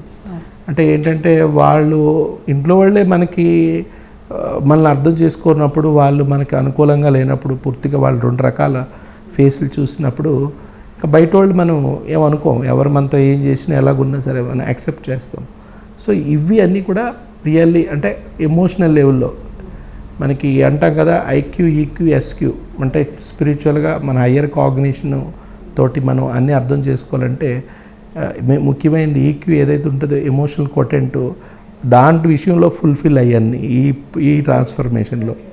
ఇంకా అప్పుడు ఇస్కాన్ వెళ్ళారు సార్? అయితే తర్వాత ఓన్లీ మళ్ళీ ఒకటి అనిపించింది ఏంటంటే, నేను ఇంట్లో వాళ్ళకి అర్థం అవ్వాలి, నేను ఏదో నా ఇంట్రెస్ట్ కొలిది స్పిరిచువాలిటీకి వెళ్తున్నాను తప్పితే నాకు అది ఉంటుంది. నాకు మళ్ళీ అంటే వాళ్ళకి అర్థం అవ్వాలి, నేనేమి సరెండర్ అయిపోలేదు. జస్ట్ నాకు నచ్చింది నేను చేస్తాను అంతే, నాకు అక్కర్లేదు. ఇప్పుడు బాగుంది అక్కడ ఉంటున్నాను. మళ్ళీ ఇలాగ సర్కమ్స్టెన్సెస్, ఇన్ఫ్లుయెన్సెస్ మళ్ళీ మనం పెనట్రేట్ చేస్తే ఫ్రెండ్స్ కొంతమంది మన కొద్దిగా అవహేళనగా చూడడము. ఆ టైంలో ఇప్పుడు ఎవరైనా చూసినా మనం పట్టించుకొని ఆ టైంలో ఇంకా యంగ్ ఉన్నాం కాబట్టి, యూత్ కాబట్టి మళ్ళీ ప్రూవ్ చేయాలని నెక్స్ట్ మళ్ళీ నేను ప్రాజెక్ట్స్ ఎంచుకున్నాను. ఓకే, ప్రాజెక్ట్లో ఫాస్ట్ గ్రోత్ ఉంటుంది, ఛాలెంజెస్ ఎక్కువ ఉంటాయి, ఫాస్ట్ గ్రోత్ ఉంటుంది. లైఫ్ మాకు ఏంటంటే ఇన్స్ట్రుమెంటేషను ప్రాజెక్ట్స్కి చాలా ఇంపార్టెన్స్ ఉంటుందని చెప్పి అది ఛాలెంజింగ్ వేయాలి. బట్ నేను ఆ ఛాలెంజ్ తీసుకొని మళ్ళీ బయటికి వెళ్ళడం, తర్వాత దుబాయ్ వెళ్ళడము, అక్కడ ప్రాజెక్టులు 2 ప్రాజెక్టులు చేశాను అక్కడ ఓకే. జబ్లాలి ఇండస్ట్రియల్ జోన్లోని. అక్కడ 2 ప్రాజెక్టులు కూడా నేను ప్రాజెక్ట్కి మళ్ళీ ఎంటర్ అవ్వగానే నాకు ఎప్పుడు అరబ్ కంట్రీస్ వెళ్తే గ్రాండ్ సక్సెస్సే ఉంటుంది. ఏదన్నా నేను పేరు డబ్బు అన్నీ అక్కడే సంపాదించుకునేవాడిని. ఏదైనా పోగొట్టుకున్నది ఇండియాలో జరిగేది. అది అంటే కర్మభూమి కాబట్టి కష్టాలు దుఃఖాలు నష్టాలు ఇక్కడే ఉండేవి. ఇక్కడికి వెళ్ళగా మళ్ళీ గెయిన్ చేశాను బాగా శాలరీ. విత్ ఇన్ 3 yearsలో మళ్ళీ పికప్ అయిపోయాను.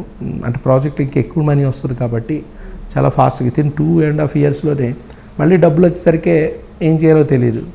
అంటే నాకు ఎప్పుడు ఎందుకో మ్యారేజ్ చేసుకొని ఈ రొటీన్లో పడకూడదు అనేది ఎందుకో ఉండేది ఇంప్రెషన్. మళ్ళీ అది స్వామి వివేకానంద ఇంప్రెషన్ అయ్యి ఉండొచ్చు. నాకు అనిపించేది అంటే నాది ఏది కూడా అడ్వెంచర్గా కలర్ఫుల్గా ఉండడం మేబీ అప్పుడు ఇష్టపడేవాడిని. ఈ ఫ్యామిలీస్ చూస్తాం కదా, ఇంట్లో వాళ్ళందరిది ఒకే డ్రామా. అంటే గవర్నమెంట్ జాబ్స్ ఎక్కువ ఉండేవి మా ఇంట్లో అందరికీ. వాళ్ళకి ఏంటంటే జాబ్ వచ్చిన వరకు ఒక తాపత్రయం, జాబ్ వచ్చినాక లోన్లు తీసుకొని పిల్లలకు ఖర్చు పెట్టడం, ఇల్లు ఖర్చు పెట్టడం, ఇల్లు కట్టుకునే ఒక డ్రీమ్ ఉంటుంది. పిల్లలు ఎదుగుతూ ఆఖరికి ఒక ఇల్లు అనేది సొంత ఇల్లు వస్తుంది. ఆ సొంత ఇల్లు వచ్చేసరికి అన్నీ రెడీ అయ్యేసరికి రిటైర్ అయిపోతారు. ఆ తర్వాత మరి కొత్త బాధ్యతలు ఉంటాయి, పిల్లల పెళ్ళిళ్ళు అవ్వడం, వాళ్ళకి సంబంధించిన. ఈలోగా ఇక్కడ వాళ్ళు నిజంగా అనుభవించేది ఎప్పుడు ఉండదు. ఈలోగా వాళ్ళు వయసు అయిపోవడం, రోగాలతో ఒక పక్క ఫైట్ చేస్తూ లేనిపోని బాధ్యతలను ఎత్తినేసుకుంటూ వాళ్ళ అగమ్య గోచరంగా చనిపోవడం. అంటే వీళ్ళందరిది ఒకటే ఏదో వాళ్ళు ఒక గానిగెద్దిలాగా ఏదో ముందున దొరికేది ఏదో ఉంది అనే ఫుడ్ గానిగెద్దికి ముందు పెడతారు కదా, దాన్ని చూసుకుంటూ తిరిగేస్తుంటుంది.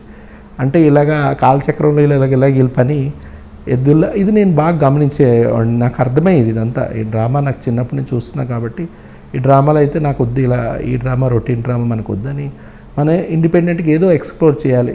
ఒక స్వామి వివేకానంద లాగా, మేడం బ్లెవెట్స్కీ లాగా.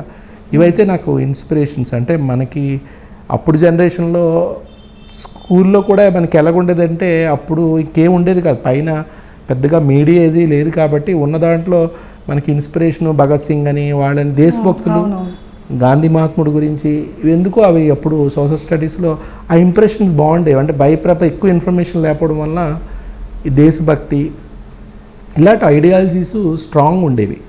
అంటే అభ్యుదయ భావాలు అన్నీ అంటే నాలో కదా ఆ జనరేషన్ వాళ్ళందరికీ కూడా. ఇప్పుడు ఏంటంటే ఎక్కువ ఇన్ఫర్మేషన్ అయిపోవడం వల్ల ఫోకస్ లేదు. అవి ఉండడం వల్ల నేను ఏదో చెయ్యాలి సంథింగ్. అంటే మన అందరిలాగా కొట్టుకుపోకూడదు, డిఫరెంట్గా మనం అచీవ్ చేసే అప్పటికే ప్రూవ్ చేసుకోవాలి. ఎస్, ఇలాగా ఆధ్యాత్మిక ప్రయాణం జరుగుతూ ఉంది మీది. మరి పిఎస్ఎస్ఎం మూమెంట్తో మీ పరిచయం ఎప్పుడు జరిగింది? నేను మీకు ఇంత చెప్తూనే బిజినెస్ ఎక్స్పెరిమెంట్లో ఒక 2-3 అయిపోయిన తర్వాత వెళ్ళి సంపాదించడం, మళ్ళీ అవి ఉపయోగించడం, ఈ ఎక్స్పీరియన్స్లు అయిపోయినా నాకు ఇంక ఇది నాకు లైఫ్ పర్పస్ కదని ఎప్పుడైతే అర్థం చేసుకున్నా, నేను ఓ సన్యాసి అవుదామని ఇంకా ఫిక్స్ అయిపోయి ఉన్నాను. ఇంక ఇవన్నీ మనకు వద్దులే, కుదరవని, టైం వేస్ట్ అవుతుంది. అయితే దానికి గాను నేను బొంబాయిలో ఎక్కువ ఉండేవాడిని కాబట్టి వెళ్ళి వచ్చిన తర్వాత అయితే అక్కడి నుంచి నేను ఇస్కాన్లోని కనెక్ట్ అయ్యి అక్కడ ఇస్కాన్కి వెళ్ళడం. అంటే అక్కడ ఉన్న నాకు గౌడీ మఠానికి రిలేటెడ్ అదే ఉంది. అంటే ఓన్లీ మనకు ఒక షెల్టర్ దొరుకుతుంది యాజ్ సన్యాసిగా. మనం కొద్ది మోడర్న్ సన్యాసి కాబట్టి అబ్రాడ్లో ఉన్నాం కాబట్టి దానికి అనుకూలంగా ఉంటుందనే ఉద్దేశంతో ఇస్కాన్ ఎంచుకొని అక్కడ వెళ్ళిపోయాము. ఇస్కాన్లో ఒక 2 years అటు ఇటు ఉన్నాను. 2 yearsలోని నేను కూడా అది రాధానాథ్ మహారాజ్ ఆయన ఇంటర్నేషనల్ ఫేమస్ ఐఐటి వాళ్ళందరూ ఉన్నారు ఆయన అండర్లో. వాళ్ళు సన్యాసులుగా అన్నీ వదిలేసి సన్యాసులు అయిన వాళ్ళు, గిరిగాం చౌపట్టి ఆయన అండర్లో ఇక్కడ కూడా మనం ఎంచుకున్నాం క్యాలిబర్ ప్లేస్ అని. అక్కడ కూడా ఏంటంటే చాలా అగ్రెసివ్గా ట్రైనింగ్ ఉంటుంది, చాలా ప్యూరిటీ మెయింటైన్ చేస్తారు. పొద్దునుంచి రాత్రి వరకు భాగవతం క్లాసులు చాలా దాని మళ్ళీ చాలా స్ట్రిక్ట్గా ఉంటుందండి. చాలా స్ట్రిక్ట్గా ఉంటుంది. బట్ అక్కడక్కడ మనకి ఒక డిఫరెంట్ ప్యాటర్న్ ఉంటుంది. ఇంకా అక్కడ మనకి ప్రశాంతంగా ఉంటుంది. అదంతా ఇంకా మనం ప్రపంచంతో కనెక్షన్ ఉండదు. ఆ విధంగా మనం అక్కడ ప్రోగ్రామ్ జరుగుతుంది ఒక విధంగా చెప్పాలంటే. అక్కడ ఉన్నప్పుడైతే నాకు ఇవన్నీ జర్నీస్ ఉండడం వలన రకరకాల, ముఖ్యంగా మేడం బ్లెవెట్స్కీ బుక్స్ యొక్క ప్రభావం ఎలాగుంది కాబట్టి పెద్దాన్ని రేషనల్గా ఆలోచించేటోడిని. అక్కడంతా వాళ్ళు ఎంత సాధన చేస్తున్నా వాళ్ళు నాకెవరూ స్వామి వివేకానందలకు అనిపించలే. నేను అనుకుంటున్నా, నాకు అనిపించింది ఏంటంటే వీళ్ళు చేస్తున్న సాధన ఏంటంటే అందరు కూడా వాళ్ళు కూడా అలాగే ఈ భగవద్గీతలో శ్లోకాలు చెప్పడము, వాటిని ఎక్స్ప్లెయిన్ చేయడంలో ఎక్స్పర్ట్ అవుతారు తప్పితే వాళ్ళ జీవితాల్లో మార్పు కనిపించింది. ఓకే. ఇలా చదువుతూ చనిపోవడమే తప్పితే వాళ్ళు ఏమీ ట్రాన్స్ఫర్మేషన్ నేను ఎప్పుడు ఎవరిలో చూడలేదు. అది హైయెస్ట్, మొత్తం వరల్డ్లోనే హైయెస్ట్గా చెప్తారు రాధానాథ్ మహారాజ్ యొక్క విజ్డమ్, ఆయన ఇచ్చే ట్రైనింగ్. అక్కడే నాకు కన్విన్స్ అవ్వలేదు కాబట్టి నేను మళ్ళీ కొన్ని కారణాల వల్ల అప్పుడే వదిలేసి ఇస్కాన్లో వెళ్ళిన వాళ్ళు ఒక విధంగా తాలిబాన్ లాగే వాళ్ళు వదలరు. అంటే ఇది పూర్తిగా అది అతివాదం అయితే ఇది మితవాదం తాలిబాన్స్. అక్కడేమో వేరే వాళ్ళు హింసిస్తే వీళ్ళు హింసించుకుంటారు. ఇంకా దాని నుంచి నాకు నాకు ప్రొడక్టివిటీ అనిపించలే. నేను చేసిన జాబ్స్ యొక్క మైండ్ సెట్ ఏమో ప్రతి దాంట్లో ప్రొడక్టివిటీ ఉండాలనుకుంటాను. ప్రాక్టికాలిటీ ఉండాలి, ప్రొడక్టివిటీ ఉండాలి. ఇది నాకు అనిపించకపోవడం వల్ల మళ్ళీ వదిలేసి మళ్ళీ జాబ్ చూసుకున్నాను. అక్కడ ఓఎన్జీసీ రిలేటెడ్గా రీనా అని ఒక ఇటాలియన్ కంపెనీలో కోఆర్డినేటర్గా నేను జాయిన్ అయ్యాను.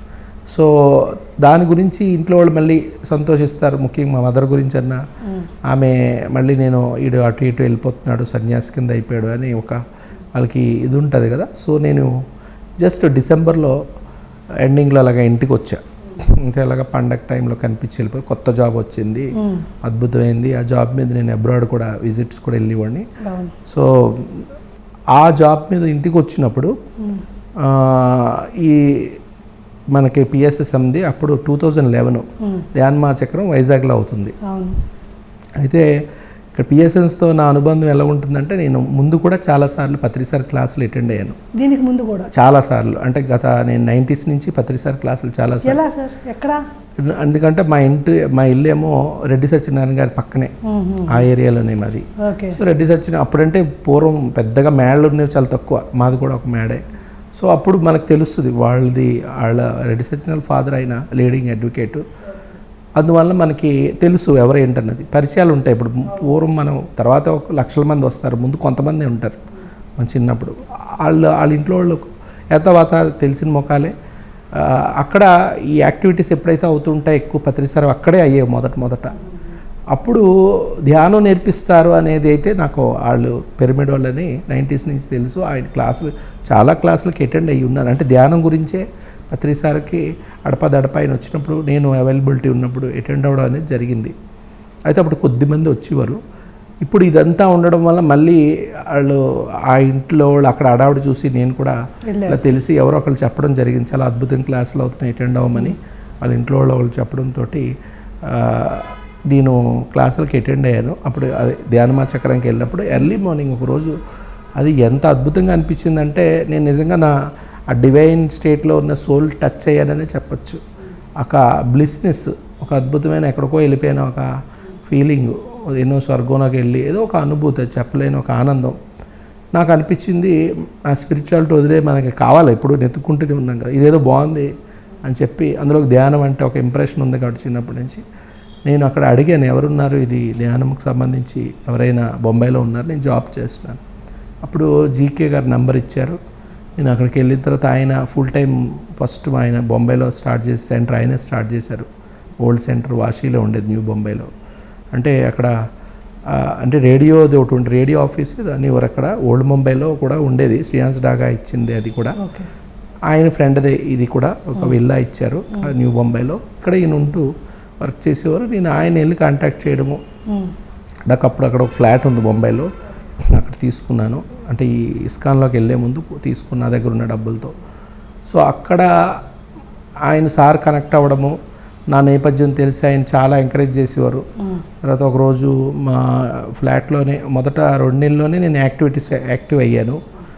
నా ఫ్లాట్లో కూడా ఒక పెట్టడము, మార్నింగ్ ధ్యానము పొద్దున్న ఆయన చేసి ఎర్లీ మార్నింగ్ ఒక బ్రేక్ ఇచ్చినప్పుడు అప్పుడు చెప్పారు ఆయన, సురేష్ గారు మీరు గ్రేట్ థర్డ్ ఐ మాస్టర్ అని. ఆయన అంటే ఆయనకి సార్ ఒక్క నిమిషం ఏమనుకోవద్దు, మిమ్మల్ని సార్ ఏమో 4th ఐ మాస్టర్ అన్నారంట కదా పత్రి సార్, అది ఏ సందర్భంలో? మీ పిఎంసీలోనే ఒకసారి పాత రికార్డ్ చూస్తే బాగుంటుంది. అంటే ఇది 2015 అనుకుంటాను. ఈ పుష్కరాలు జరిగినాయి, గోదావరి పుష్కరాలు, వశిష్ఠ గౌతమి. అక్కడ ఆ పుష్కరాలు జరుగుతున్నప్పుడు అక్కడ చాలామంది వేల మందిలో వచ్చారు, చాలా అద్భుతంగా జరిగింది. పుష్కరాల టైంలో నేను అక్కడ అటెండ్ అవ్వడం జరిగింది. అయితే అక్కడ పుష్కరాల టైంలో అటెండ్ అయినప్పుడు ఒకరోజు ఆ రోజున చాలా భారీ ఎత్తున జరిగింది. అది ఏ రోజున, పౌర్ణమి రోజున అయ్యి ఉండొచ్చు. చాలామంది డిప్యూటీ చీఫ్ మినిస్టర్, ఎమ్మెల్యే ఎంపీలు భారీ ఎత్తున జనాలు వచ్చారు. సడన్గా సారు అంటే నేను జీకే గారు నాకు బొంబాయి సెంటర్ అప్ చెప్పేసి వెళ్ళిపోవడం జరిగింది. నేను వచ్చిన ఒక 6 నెలలు తిరగకుండా నేను ఫుల్ టైం అక్కడ 5 సంవత్సరాలు బొంబాయి సెంటర్ రన్ చేశాను. అందువల్ల పత్రిసారి నన్ను బొంబాయి మాస్టర్ అనేవారు. సో కాబట్టి ఆయన నన్ను స్టేజ్ మీదకి సడన్గా బొంబాయి మాస్టర్ రావాలి అని పిలిచి స్టేజ్ మీద కూర్చోబెట్టి అక్కడ ఉన్న వాళ్ళందరినీ పంపించేసి నన్ను కూర్చోబెట్టి ఇంకెవరో ఉన్నట్టున్న ఒకళ్ళు చాలాసేపు ధ్యానం చేయించారు. దగ్గర గంటలు ధ్యానం చేయించడం నా చేత ముందు మాట్లాడిచ్చారన్నమాట. మాట్లాడించినప్పుడు నేను నా ఎక్స్పీరియన్స్ అన్నీ చెప్తూ జీకే గారు ఎప్పుడైతే నాకు థర్డ్ డే మాస్టర్ అన్నారో నేను అప్పుడు I'm little bit more practical. ఎందుకు సార్ ఉన్న 2 కళ్ళు ఉపయోగించుకుంటే బాగుంటుంది, 3 అయ్యి మనకి ఎందుకు లేండి అన్న అదే మాట చెప్పాను స్టేజ్ మీద. అప్పుడు సార్ పత్రి సార్ తర్వాత మైక్ తీసుకొని ఈ స్వామీజీ అంటారు నన్ను. సో ఈ స్వామీజీ థర్డ్ ఐ అంటే ఈయన యాక్చువల్గా యాక్సెప్ట్ చేయలేదంటే ఈయన నమ్మకం లేదు, కానీ ఈయన థర్డ్ ఐ మాస్టర్ కాదు 4th ఐ మాస్టర్ అని చెప్పి అందరి ముందు అనౌన్స్ చేసి ఆయన చాలా ప్రత్యేకంగా చెప్పారు. ఏమనంటే ఈయన మొత్తం విశ్వం అంతా అంటే మొత్తం ఈ భూమి మీద అంతా ఒక పెద్ద మూమెంట్ తీసుకొస్తాడు. ఎంతోమందిని మన పిరమిడ్ మాస్టర్లు అందరినీ కూడా సరిపోరు, ఆయన మొత్తం వరల్డ్ అంతా ఒక ఈ మన పిరమిడ్ యొక్క ఈ సహకారం ఈ ధ్యానాన్ని మూమెంట్గా తీసుకెళ్తారు. దీన్ని మీ అందరూ కూడా ఆయన తీసుకెళ్ళిపోతాడు. ఎందుకంటే అందరు కావాలి ఆయన అంతమంది, అందరు చేతులు ఎత్తమని చెప్పడము. తర్వాత ఈ 4th ఐ అంటే ఏంటో నాకు తెలియదు, ఆయనే చెప్పారు. ఇది మన మనోనేత్రం థర్డ్ అయితే 4th అనేది జ్ఞాననేత్రం. అంటే అదే ఆత్మజ్ఞానం పూర్తిగా తెలుస్తుంది. అంటే మళ్ళీ మనం ఆత్మజ్ఞానం అనగానే మళ్ళీ శాస్త్రపరంగా తీసుకుంటాం. ఆత్మజ్ఞానం అంటే దేవుడి గురించి తెలియడం కాదు. ఆత్మ అనేది ఒక దివ్య స్థితిలో ఉంటుంది, దివ్య స్థితిలో ఉంటుంది. Highest conscious energy state of కాన్షియస్నెస్సే మనం ఆత్మగా చెప్పాలి.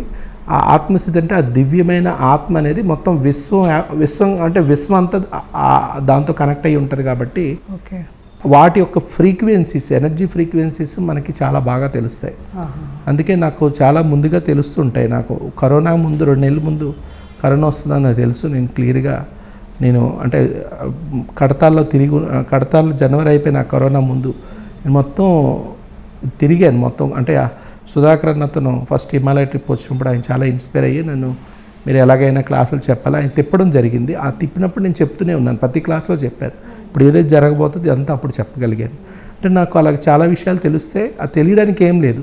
ఈ 4th ఐ అనేది మనకి సీక్వెన్స్ అర్థమవుతుంది, ఎప్పుడు ఎలాగవుతుంది ఏం జరగబోతుంది అనేది ఒక తెలుస్తుంది. కనిపించవు మళ్ళీ ఏవిను తెలియజేయబడుతుంది. స్ట్రాంగ్గా మీకు ఆ ఫీలింగ్ వస్తుంది. నేను ఇప్పుడు ఏంజల్స్ అనేవి కూడా అదే సార్ అడుగుదాం అనుకుంటున్నాను, అసలు ఏంజల్స్కి మీరు ఎలా కనెక్ట్ అయ్యారు? అంటే ఏంజల్స్ అన్నది ఏం కాదు, ఇది ఏదైతే నేను అన్నాను ఆత్మలు ఏవైతే ఉన్నాయో ఆ ఆత్మల యొక్క దివ్యస్థితి అనేది మొత్తం దివ్యత్వము విశ్వం అంతా దాని తక్క ఫ్రీక్వెన్సీస్ ఎనర్జీ ఫ్రీక్వెన్సీస్కి మనం ఎక్స్పాండ్ అవ్వడానికి మన ఆత్మ అనేది ఉపయోగపడుతుంది. అదే 4th ఐ సహస్రం నుంచి. సో అందులో మళ్ళీ కొన్ని ఎక్స్క్లూజివ్ ఫ్రీక్వెన్సీస్ ఉంటాయి. ఎక్స్క్లూజివ్ అవే అంటే ఒక బలమైన విశ్వస్థాయిలో అంటే మూల చైతన్య శక్తి నుంచి మూల చైతన్య యొక్క మా మహాకాళి లేదంటే మహాతల్లి ఎవరైతే ఆదిపరాశక్తి ఉంది ఆమె వల్లనే పోషించబడుతుంది విశ్వం అంతా. ఆమె నుంచి ఇవన్నీ సృష్టించబడుతున్నాయి. ఆమె యొక్క కిరణాలు తరంగాలే ఈ ఏంజల్స్ అని చెప్తాను. అది ఒక లోకం కదా సార్ యాక్చువల్గా. ఏంజల్స్ మళ్ళీ రకరకాలుగా ఉంటాయి. మళ్ళీ అంటే నేను చెప్పే ఏంజల్స్ ఏదైతే అద్భుతాలు జరుగుతున్నాయి, మ్యాజిక్లు జరుగుతున్నాయి జనాలకి, అవి నేను ఒకవేళ నా ద్వారా ఛానల్ చేసి ఎవరికన్నా నేను నా ద్వారా జరుగుతున్నాయి అంటే కనుక అవి మటుకు ఆ కిరణాలు ఆ తరంగాలు చాలా విశ్వంతా వ్యాపిస్తాయి. కానీ భూమాత తనకున్న మ్యాగ్నెటిక్ ఎనర్జీ అయస్కాంత శక్తితో కొన్నిటిని తన ఉన్న ఇక్కడ జీవజాలాన్ని పోషించుకోవడానికి ఆకర్షిస్తుంది. దాన్ని మనం మామూలుగా మనం అర్థమయ్యేటట్టు 33 కోట్లు భూమి మీద ఉన్నాయంటే 33 crores ఫ్రీక్వెన్సీస్, డివైన్ ఫ్రీక్వెన్సీస్. అవి ఎవరు అంటే మూల చైతన్య శక్తి నుంచి రిలీజ్ అవుతున్న ఆ విశ్వంతా స్ప్రెడ్ అవుతుంటాయి. భూమాత తన కెపాసిటీ తన ఎనర్జీ ఫీల్డ్కి అనుకూలంగా తన ఇక్కడున్న జీవకోటి పోషించుకోవడానికి ఏవైతే ఆమె ఆ దివ్య చైతన్య శక్తి కిరణాలని తను ఆకర్షించుకుంటుందో అవి మనకి వాటితోటే మనకి చాలా భూమి మీద ఇవన్నిటికి సపోర్ట్ చేస్తాయి. అవి మనం కాన్షియస్గా ఛానల్ చేయొచ్చు భూమికి. మనం యాజ్ ఏ హ్యూమన్ బీయింగ్ కాబట్టి వాటిని మనం బెనిఫిట్ తీసుకోవచ్చు. సార్ మీరు కర్మ ప్రక్షాళన ఆధ్యాత్మిక యాత్ర అని చాలామందిని మీరు తీసుకెళ్తున్నారు కదండి, హిమాలయస్, బాబాజీ కేవ్స్కి, ఇక్కడికి. అసలు కర్మ ప్రక్షాళన ఏ విధంగా అవుతుంది అక్కడికి వెళ్తే? అంటే ఇది నేను లాస్ట్ 4 years నుంచి హిమాలయాల్లో ఉంటున్నాను అక్కడే. నేను ఎప్పుడైతే మన సెంటర్ క్లోజ్ చేశానో బొంబాయి, తర్వాత నేను ఒక సంవత్సరం పాటు పత్రిసారి ఉండమంటే వ్యాలీలో ఉన్నాను. తర్వాత ఇక్కడ ధ్యాన్ కుంభ్ 2కి మేము వచ్చాను వర్క్ చేయడానికి. దానికి ఒక 7-8 నెలలు ముందే రావడం జరిగింది. ఇంకా అప్పటి నుంచి గంగ ఒడ్డునే నాకు నచ్చి అక్కడే ఉండిపోవడం జరిగింది. సో అయితే నేను అక్కడ గంగ దగ్గర ఉన్న హిమాలయాల్లో ముందు నుంచి నేను విజిట్స్లోని నాకు ఏదైతే అర్థమైందో, నాకు ఏదైతే అక్కడ నేను ఎక్కువ నాకు ఎనర్జీ చెప్పాను కదా, నాది 4th అనగానే ఎనర్జీ పరంగా చూడగలుగుతాను పెద్ద అని. అందువల్ల అక్కడ హై ఎనర్జీస్ నేను ఎప్పుడైతే ఫీల్ అయ్యానో గంగ ఒడ్డునైతే హిమాలయాల్లో అయితేనేమి, ఈ ఎనర్జీస్ తోటి నాలోనే చాలా మార్పులు అనేది జరిగింది. నేను ఏంజిల్లో ఇలాగా దివ్యకాంతి శక్తులు ఏవైతే హయ్యర్ ఫ్రీక్వెన్సీస్ తోటి మనం ఏదైతే గ్రూప్ క్లాసులు చేస్తూ ఎంతోమంది హీలింగ్స్కి యూజ్ అయినాయో ఈ మ్యాజిక్స్, వీటి నుంచే నేను ఇంకా అక్కడ అవన్నీ అప్గ్రేడ్ అయినాయి. చాలా హైయర్ లెవెల్లో నాకు అంటే నాలో చాలా చేంజెస్ వచ్చినాయి. మన అదేంటంటే ఎవరి వైపు చూసినా వాళ్ళు ఏమనుకుంటున్నారు మైండ్ రీడ్ చేయడము, ఇవన్నీ కొన్ని విచిత్రాలు చాలా చాలా అక్కడికి వెళ్ళినాక సడన్గా ఒక షిఫ్ట్ అనేది ఇంకా నేను అప్గ్రేడ్ అయ్యాను ఉన్న స్థితి నుంచి. అది నాకు అద్భుతం అనిపించి ఫస్ట్ అనుకోకుండా అది కూడా ఒక టీమ్ ఫామ్ అయింది. అంటే నేను నిజానికి ఫస్ట్ ఒక సత్తుపల్లిలో మెర్కబా అనేది కడుతున్నారంటే సుష్మిత మేడము ఒకసారి మొదట్లో ఒక ఫోన్ చేసి నాకు వివరాలు అడిగారు అన్నమాట. అవి నేను ఆవిడకి అవన్నీ చెప్పడంతో మెర్కబా ఏంటి నాకున్న నాలెడ్జ్లో 1.5 సేపు చెప్పడం మాట్లాడాను. ఆమె అప్పుడు వెంటనే ఒకసారి రండి సార్ మీరు మాకు ఒకసారి ఎప్పుడైనా ఒకసారి ఇటేపు రావాలి అంటే, అనుకోకుండా అదే ఒక 2-3 monthsలో వైజాగ్ రావడం పని మీద. ఆ తర్వాత నేను అక్కడికి వెళ్ళడం మాట ఇచ్చాను కాబట్టి అక్కడికి వెళ్ళాను. అక్కడ నేను ఈ మర్కబా గురించి ఒక క్లాస్ చేశాను. దాని గురించి దాంతోపాటు దీనికి మవతార్ బాబాజీ ఇవన్నీ రిలేటెడ్. సో కాంతిలోకవాసులు ఇవన్నిటిని నేను ఎక్స్ప్లెయిన్ చేస్తున్నప్పుడు నేను వెళ్తున్నాను, నేను ఎప్పుడెప్పుడు వెళ్తుంటాను కాబట్టి నేను వెళ్తున్నాను సుమా అని చెప్తే వాళ్ళు మేము వస్తామని చెప్పి అక్కడికక్కడ ఒక 20 మంది వరకు రెడీ అయిపోయారు. స్పాట్లోని వాళ్ళంతా వెంటబడినట్టే ఆల్మోస్ట్. వాళ్ళతో పాటు మరికొంతమంది యాడాన్ అవ్వడం, వీళ్ళు ఈ అద్భుతమైన అక్కడ చాలా అద్భుతంగా జరిగింది ఆ క్లాస్. అన్ని ఎనర్జీ క్లాసులో నేను చేస్తాను. ఆ మంచి అందరికీ ట్రాన్స్ఫర్మేషన్ అనిపించడం వల్ల అందరూ రెడీ అయిపోయారు. 40 మందిలో 20 మంది మిగతావాళ్ళు కూడా రెడీ అయ్యే వాళ్ళకి ఎందుకు కొన్ని కారణాలు వాళ్ళని రాలేపారు. మొత్తము వాళ్ళతో పాటు అలా ఏడాన్ అయిపోయి నేను మొదటిసారి ఒక 50 మందితో గ్రూప్తో వెళ్ళడం. నేను ఎప్పుడు జీవితం అంతా ఒంటరిగా ఉండడానికి ఇష్టపడతాను, ఒంటరిగా ఎక్స్ప్లోర్ చేస్తాను. ఇది ఒక గ్రూప్తో ప్రయాణం జరగడము అంటే నేను ఎప్పుడు ఎక్స్పెరిమెంట్స్ చేస్తాను. అప్పటికే 7-8 సంవత్సరాలకి ఇప్పుడే ఈ ఏంజిల్ క్లాసులు చేస్తుండడం వల్ల ఇదే టెక్నిక్ అక్కడ కూడా అప్లై చేసేవాడిని. అంటే ఎక్కడైతే హీలింగ్ అవుతుంటుందో నా గ్రూప్ సెషన్లో, అదేవిధంగా అక్కడ ఒక ప్రదేశంకి వెళ్ళినప్పుడు, శక్తిక్షేత్రం దగ్గరికి వెళ్ళినప్పుడు, ఎందుకంటే హిమాలయాల్లో చెట్టు పుట్టకి విపరీతమైన ఎనర్జీ ఉంటుంది. అక్కడ ధ్యానం చేయకపోయినా ధ్యాన స్థితిలో ఉంటాం.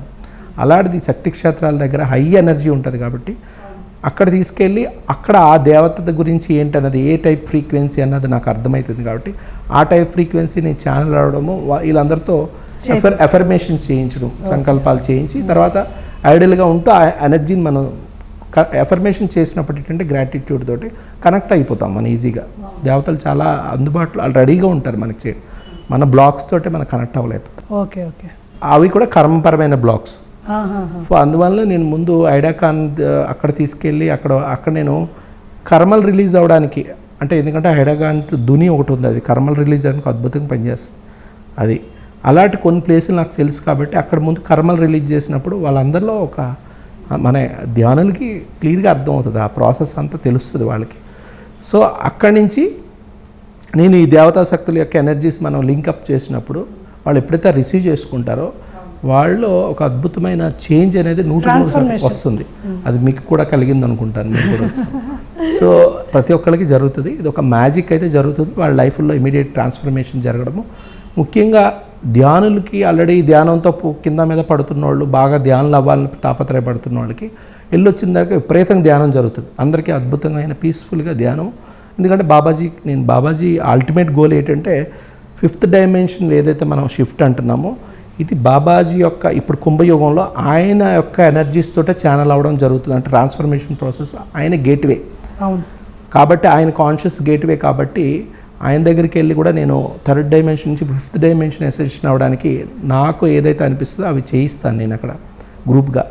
అందుకే ఒక అంటే మీరు 5th డైమెన్షన్ రెడీ అయిపోయినట్టే. ఇంకా ఒకసారి అక్కడికి వెళ్ళి అది చేస్తే నా విశ్వాసం. అందువల్ల అందరిలో ఒక అద్భుతమైన ఒక చేంజు, ట్రాన్స్ఫర్మేషను, అద్భుతాలు జరుగుతాయి. చాలా మంచి ఎక్స్పీరియన్స్ రావడం మొదలైతే 3rd day 4th day open అవుతాయి.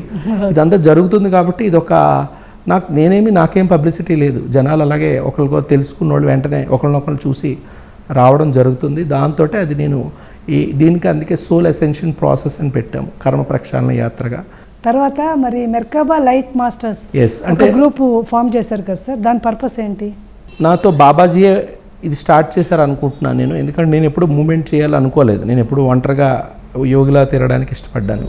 కాకపోతే ఈ విషయంలో ఏమైందంటే ఇలాగ అద్భుతంగా ట్రాన్స్ఫర్మేషన్. ఒక అమ్మాయి వెళ్ళొచ్చిన తర్వాత ఆమె ధ్యానంలోకి వచ్చి 4 నెలలే అవుతుంది. ఎక్కడో మవతార్ బాబాజీ చూసిందంటే వెళ్ళాలనుకుంది. ఆ విచిత్రంగా నా గ్రూప్లో రావడం జరిగింది.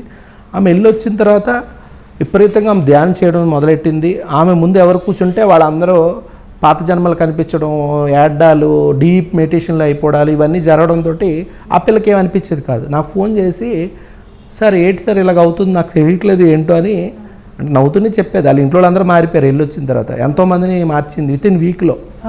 ఆమె దగ్గర వాళ్ళు తెలిసిన ఫ్రెండ్స్ ఎవరైనా నీకు ధ్యానం మనం ఏం చెప్తాం అందరికీ, ఒకసారి మనకు కనెక్ట్ అయితే ధ్యానం నేర్పించడమే మన డ్యూటీ, అదే మన లైఫ్ పర్పస్.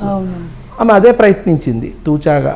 ఇంకా అందరూ మారిపోవడమే. ఆమె దగ్గర అమ్మాయి దగ్గరికి వస్తే వెంటనే ట్రాన్స్ఫార్మ్ అయిపోవడం, నాన్ వెజ్ ఇమీడియట్గా నాన్ వెజ్ వదిలేయడం, ట్రాన్స్ఫర్మేషన్. ఈ మ్యాజిక్ తోటి ఆ అమ్మాయికి అర్థం అవ్వక నాకు చేసేది. అడిగి, సార్ నాకేం కనిపించట్లేదు, వాళ్ళేదో ఏడుస్తారు, అవి చేస్తారు, ఇవి చేస్తారు. నేను అన్నా, బాబాజీ ఎనర్జీ ఛానల్ అయితే ఇలాగ మ్యాజిక్కే ఉంటుంది అని అన్నప్పుడు, సార్ ఇలాగ ఆమె అసలు పిల్ల మాట్లాడదు ఎక్కువ, అలాంటిది రోజుకి నాకు ఫోన్లు చేసి మాట్లాడడము. అంటే she's having such a gratitude.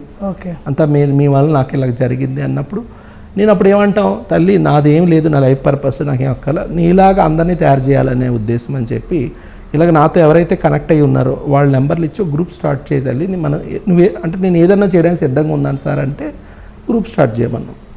దానికి ఏం పేరు పెట్టాలంటే ఇప్పుడు మేము ఏదైతే చేస్తున్నామో ఈ 5th డైమెన్షన్ రిలేటెడ్ ఈ సీక్వెన్స్కి సంబంధించిందే ఆ పేరే Merkaba light masters. Light masters అంటే కాంతిలోకి వాసులు. మనం అయితే ఇంతకుముందు ఎవరైతే నరసింహ అవతారమో లేకపోతే గరుడ ఇవంతా అవతారాలు ఏమన్నా వీళ్ళంతా గెలాక్టిక్ అంటే పై లోకాల నుంచి వచ్చిన ఈ కాంతి లోకాల నుంచి వచ్చిన వాళ్ళే. మనం పురాణాల్లో వాళ్ళు దేవుళ్ళుగా చెప్పుకుంటున్నాం. అంటే ఇలాగే ఎంతో దేవుళ్ళ యొక్క తలాల్ని వాళ్ళ చైతన్యాన్ని అందుకోవడానికి గేట్వే అన్నదే మెర్కబా గేట్వే. కాబట్టి మవతార్ బాబాజీ వలన ఆ అమ్మాయి నాకు డివైన్ డాటర్ అనుకున్నాను. మవతార్ బాబాజీయే నాకు పంపించారు ఆమెని. ఆమె స్టార్ట్ చేసింది అది అంచెలంచెలుగా 6 నెలలు తిరగకుండా 2000 మంది గ్రూప్లో జాయిన్ అవ్వడం. ఎందుకంటే మేము ప్రతి అమావాస్య పౌర్ణమి ముందు అదే అనుకున్నాను, నా అమావాస్య పౌర్ణిమ ఎనర్జీ క్లాసులు చెయ్యాలి అనే నాది ఫస్ట్ ఐడియా. అది చేయడంతో కనెక్ట్ అయ్యారు విపరీతంగా జనాలు. హిందీ నుంచి కూడా బోల్డ్ మంది. మొదట్లోనే హిందీలోనే చేసేవాడు కాబట్టి బొంబాయిలోని గుజరాత్ ఇవన్నీ తిరిగేవాడు. అందుకే హిందీలో కూడా అది కూడా చేసాము. అందులో కూడా వందలు రావడం అంటే ఎనర్జీ అందరూ కూడా ఈ ఎనర్జీస్ అవ్వడం వలన జనాల్లో ఒక ట్రాన్స్ఫర్మేషన్ ఇమీడియట్గా వస్తుంది. కాబట్టి ఇంకా కనెక్ట్ అయిపోతారు. అంటే మనం ఎన్ని మాట్లాడినా ఉపయోగం లేదు. We should speak with energy. దాంతో పత్రి సార్ మొదట బొంబాయిలో అప్పుడు నేను మొదట వచ్చినప్పుడు 2-3 నెలలు అయింది. అప్పుడు నేను బొంబాయి సెంటర్ కనెక్ట్ అయినప్పుడు జీకే సార్ రోజు ఫోన్లు చేసేవారు, పెద్దానికి మీరు రండి ఇక్కడ ఇది బాగా అయినా. అప్పుడు పత్రి సార్ వస్తున్నారు రండి అంటే అప్పుడులో నేను లైట్గా తీసుకున్నాను. అంటే నేను ఎక్కువ ప్రాక్టికాలిటీ మనం ఇంకా సాధన చేయాల్సి ఉంది చాలా ఏమీ లేకుండా అనేది నాకు ఎప్పుడు అది రెస్పాన్సిబిలిటీ మీద ఎక్కువ ఉంటాను. అందువల్ల సాధన చేసి ఇంకా ఇప్పుడు ఎందుకు పెద్ద గురువుగారిని కలవడం అని నేను వద్దని క్లియర్గా చెప్పాను. మరీ చెప్తే మీరు రావాల్సిందే అని చెప్పి బలవంత పెట్టి ఆయన సస్యమేరా అంటే కాదనలేక నేను వెళ్ళాను. ఆయన అదే షీలా మేతా వాళ్ళ ఇంట్లోని అక్కడ చెంబూరులో అక్కడికి వెళ్ళడం జరిగింది. ఎలాగనే సార్ ఈయన జీకే సార్ తీసుకెళ్ళి పత్రిసారి పరిచయం చేశారు. ఇక్కడే అండి తెలుగు అబ్బాయి ఇలాగ ఉంటాడు. ఆ తర్వాత ఫస్ట్ అటెంప్ట్లోనే ఆయన దగ్గర నేనేమో మా నమస్కారం పెట్టి వెళ్ళిపోతుంటే రా ఇక్కడ కూర్చో అని ఒక దగ్గర చాలాసేపు ఒక 2-3 గంటలేమో నా పక్కనే అతని పక్కన నన్ను పట్టుకొని మరీ కూర్చోబెట్టుకున్నారు. తొడ మీద లా కొడుతూ అందరితో మాట్లాడుతున్నారు. ఆ రోజున తారాసింగ్ అతను ఎమ్మెల్యే కూడా వచ్చాడు. అక్కడ పిరమిడ్కి ప్లేస్ ఇచ్చిన అతను. అప్పుడు ఇంకా టాక్స్ జరుగుతున్నాయి. అదంతా జీకే గారు అప్పుడంతా మీడియేట్ చేస్తున్నాయి. ఆయనతో మాట్లాడుతున్నారు. చాలా విఐపీలు వస్తున్నారు. అందరినీ మాట్లాడుతున్నారు కానీ నన్ను వదిలిపెట్టలా. పట్టుకొని కూర్చున్నారు. ఆ తర్వాత అది నా మొదటి పరిచయము. అంటే డెఫినెట్గా ఇంప్రెస్ అవుతాం కదా, మనం ఎవరో అసలు మనం ఏమి ఇంకా ధ్యానమే స్టార్ట్ చేసి ఇక మొదట్లో ఉన్నాము, ఈయనేంటి గురువుగారు అంత సింపుల్గా పక్కన వచ్చి మనల్ని ఎంతగా. ఆ తర్వాత అది అయిపోయింది. అక్కడి నుంచి ఇంక భోజనాన్ని పిలిచారు. అమ్మయ్య మనకు దొరికింది సైడ్, ఇలా అందరి మధ్యన సైడ్ అయిపోతే మళ్ళీ భోజనం అక్కడ డైనింగ్ టేబుల్ దగ్గర కూర్చొని అంతమందిలో చాలామంది విఐపీస్ ఉన్నారు. మేడంకి అంతా పెద్ద పెద్దవాళ్ళు తెలుసు అక్కడ, షీలా మేతాకి. మళ్ళీ అందులోని నన్ను దూరం నుంచి పిలిచి, మనం అనుకుంటాం నన్నేనా పిలిచి నిన్నే రా అని చెప్పి ఆ డైనింగ్ టేబుల్లో 6 కూర్చున్నాము. అక్కడ నాతో కూర్చోబెట్టి ఇంకెవరో ఎమ్మెల్యే తర్వాత అక్కడ ఎవరో ఉన్నారు విఐపీస్. నా పక్కనైతే పరిణితి పత్రి మేడం వాళ్ళ అత్తయ్య గారు మామయ్య గారు, వాళ్ళు గుజరాతీసు, వాళ్ళిద్దరూ కూర్చోవడం జరిగింది. వాళ్ళు నన్ను క్వశ్చన్లన్నీ అడుగుతున్నారు, నేను ఏదో విఐపీ అనుకొని. నాకేం తెలియదు, జస్ట్ ఇలాగే ఎవరు నాగా అంటే వాళ్ళు చాలా ఇదిగా. సార్ అక్కడ ఫస్ట్ టైం సార్ అనేది మనం అలాగా కొద్దిగా ఫాస్ట్గా అనాలిసిస్ స్కాన్ చేస్తాం కాబట్టి సార్లో ఏదో ఎక్స్ట్రాడినరీ పర్సనాలిటీ అని చెప్పి అప్పుడు అనిపించింది నాకు బాగా స్ట్రాంగ్గా. ఇంకా అది నేను ఎంతోమంది ఎన్నో సంవత్సరాలు ఎన్నో గురువులు చూశాను, కానీ ఇప్పుడు 10 సంవత్సరాల నుంచి పత్రి సార్ యొక్క 18 సూత్రాలే. ఎందుకంటే గురువు సూత్రాల ద్వారా ఉంటారు ఇప్పుడు కూడా, అది నా విశ్వాసం. అంటే వ్యక్తిగతంగా మనం పత్రి సార్ని బాగా అభిమానిస్తున్నామంటే 100% ఆయన మార్గంలో మన అడ్డం ఒకటే, మనకి నిజంగా మనం మరో పత్రి సార్గా మనం, ఎందుకంటే ఆ విధంగా మనం ఆయన స్థితికి వెళ్ళగలుగుతాం. అంతేగాని అభిమానించి అనేది నాది కాదు. అందుకే నేను పూర్తిగా ఇంకా ఇదే. అంటే మెరకబా లైట్ మాస్టర్ కూడా విచిత్రం ఏం జరిగిందంటే, నేను మొన్న బొంబాయిలో అది నా ఫ్లాట్ అది సేల్ చేసి పూర్తిగా షిఫ్ట్ అయిపోవాలనుకున్నప్పుడు జస్ట్ ఒక 6 మంత్స్ 4 సంవత్సరాలు ఉన్నప్పుడు కూడా నేను వెళ్తే నా ప్రాసెస్ డిలే అయ్యింది. నా హౌస్ ప్రాసెస్ అదన్నీ దానికి నేను ఎందుకు డిలే అయ్యిందంటే పత్రి సార్ వచ్చారు. ఆయన వచ్చే ముందే క్లియర్ అయినాయి. అంటే నేను అనుకున్నాను ఈయన దగ్గర నేను బ్లెస్సింగ్ తీసుకొని పర్మిషన్ తీసుకొని వెళ్ళాలని చెప్పి ఆయన దగ్గరికి వెళ్ళి, సార్ నేను ఓన్లీ పిరమిడ్లో మామూలు మెడిటేటర్స్ వర్క్ చేయడానికి మనం అంతా అందుబాటులో ఉన్నారు, గ్లోబల్ అంతా కూడా నాన్ మెడిటేటర్స్ని నాన్ వెజిటేరియన్స్ని వాళ్ళందరినీ కూడా వెజిటేరియన్గా మెడిటేటర్గా మార్చడమే నా లక్ష్యంగా, నేను గ్లోబల్గా వర్క్ చేయాలనుకుంటున్నాను మీ అని చెప్పేసి వెళ్తున్నానని ఆయన పక్కన ఫోటో తీసుకోవడానికి కూర్చుంటే ఆయన నన్ను ఎత్తిమీద చేయి పెట్టారు తదాస్తు అన్నట్టు. అదే ఇండికేషను. అదే ఆ రోజునే నేను వెంటనే రిషికేశ్ రావడము, నేను మళ్ళీ హిమాలయ యాత్రలో ఎంగేజ్ అయిపోవడము, ఇంకా అక్కడే ఉంటున్నాను. అది చాలా బాగుంది సార్, మీ ఆధ్యాత్మిక ప్రయాణం చాలా అద్భుతంగా ఉంది. మీ ద్వారా చాలా మందికి ఇంకా ట్రాన్స్ఫర్మేషన్ రావాలని మేమంతా కోరుకుంటున్నాము. మా స్టూడియోకి వచ్చి మీ విలువైన సమయాన్ని మా కోసం కేటాయించినందుకు thank you so much Suresh garu. ఇదంతటికీ నేను ఇప్పటికీ ప్రత్యక్షంగా అయితే పత్రి సార్ యొక్క ఇన్స్పిరేషను, ఆయన యొక్క ఇస్తున్న ఎవ్రీ డే టు డే ఆయనకి మనకి ఇస్తున్న, అంటే భౌతికంగా అన్ని రకాలుగా మనల్ని ప్రోత్సహిస్తున్నందుకు పత్రి సార్కి నా యొక్క అనంతకోటి ప్రణామాలు. అలాగే నన్ను అస్టల్గా విశ్వ చైతన్యానికి దారి చూపిస్తున్నటువంటి మా హిమాలయ మవతార్ బాబాజీకి శతకోటి ఆత్మ ప్రణామాలతో మీ అందరికీ కూడా మరొకసారి ధన్యవాదాలు తెలియజేసుకుంటున్నాను. మేము విన్నారు కదా మాస్టర్స్, మన ఏంజల్ సురేష్ గారి అనుభవాలన్నీ కూడా చాలా బాగున్నాయి కదండి. వచ్చే వారం ఇంకొక మాస్టర్ని కలుసుకునేదాకా సెలవండి.